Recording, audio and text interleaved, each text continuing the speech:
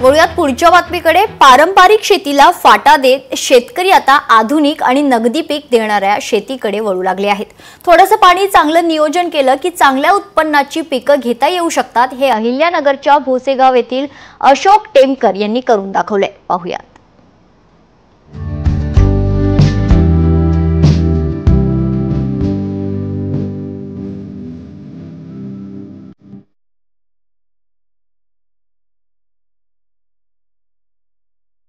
अहिल्यानगर जिल्ह्यातील हे आहे भोसेगाव।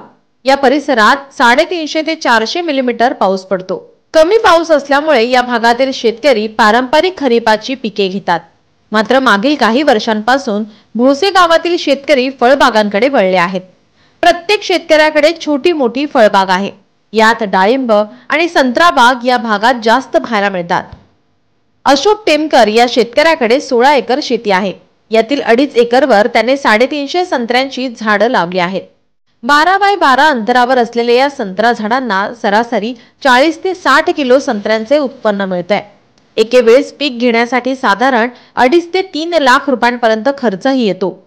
यावर्षी संत्रा बागेतून त्यांना 10 लाख रुपयांचा निव्वळ नफा मिळालाय। वातावरण चांगलं असल्यामुळे आणि मशागत चांगली असल्यामुळे यंदाचे साधारण चांगला फळाची हे जास्त आहे। जवळपास 4 वर्षाच्या नंतर 5-6 टन असा मला फळ निघायचे। आता जवळजवळ 12-13 वर्षाच्या नंतर साधारण 30 टन इतका यावेळेस उत्पन्न आहे। परिसरात बागांची संख्या वाढल्यामुळे गावातच व्यापारी देखील तयार झालेत। या परिसरातील बागांमध्ये मिळणारी फळं दर्जेदार असल्यामुळे त्यांना चांगली मागणीही आहे। मुंबई, दिल्ली या बाजारासोबतच दक्षिणेकडील बाजारातही या भागातील फळांना मागणी आहे। सध्या चांगला भाव असल्यामुळे व्यापाऱ्यांना देखील चांगला नफा मिळतोय। माझा माल मुंबई वाशी मार्केट, पुणे मार्केट आणि केरळ, तामिळनाडू, दिल्ली या ठिकाणी जातो। संत्र्याला भाव जास्त असल्यामुळे शेतकरी एकदम समाधानी आहेत आणि शेतकऱ्यांना 2 लाख खर्च केला का 10 लाख रुपये नफा मिळतोय। सध्या महाराष्ट्रामध्ये वाशी मार्केट, मुंबई आणि पुणे या ठिकाणी पण याची खूप मागणी केली जाते आणि यामधून मिळणाऱ्या उत्पन्नातून शेतकरी खुश होतो आणि पर्यायाने व्यापारी वर्गाला या व्यवसायामुळे चांगले दिवस आलेत। या व्यवसायामुळे लेबर आणि परिसराची आर्थिक उलाढालही वाढलेली आहे।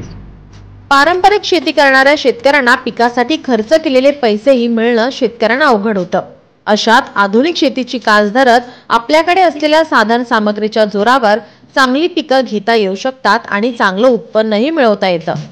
थोडं पाणी उपलब्ध असलेल्या शेतकऱ्यांनी आता फळबागांकडे वळल्यास त्यांना याचा फायदा होईल यात शंका नाही।